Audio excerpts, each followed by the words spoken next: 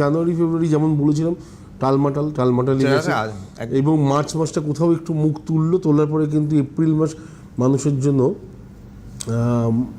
যথেষ্ট মার্চ মাসটা যাওয়ার পর থেকে এপ্রিল মাসটা কিন্তু যথেষ্ট খারাপ এবং আমার মনে হয় যে ধরনের বিজনেস যে কোম্পানিতে হয় তার 1/3% হয়েছে কিনা যথেষ্ট সন্দেহ আছে।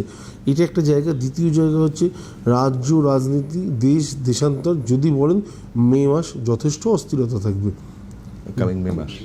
একদম যথেষ্ট অস্থিরতা থাকবে, এবং আমার প্রেডিকশন যেন ভুল হয়। আমি এখানে বসে বলছি আমার প্রেডিকশন হচ্ছে কোথায় না, আমি চাই যেন এই প্রেডিকশনটা অ্যাটলিস্ট ভুল হয়, কারণ তা না হলে বহু মানুষের জীবন আগামী দিন না দুর্বিষহ হয়ে যেতে পারে এরকম একটা সিচুয়েশন। কারণ আমি প্রতিটা মুহূর্তে একটাই কথা বলেছি, মিনে শনি 7.5, মানে শনি কখনো ভালো না, 7.5 পরের কথা, মিনে শনি কখনো ভালো ফল দেয় না।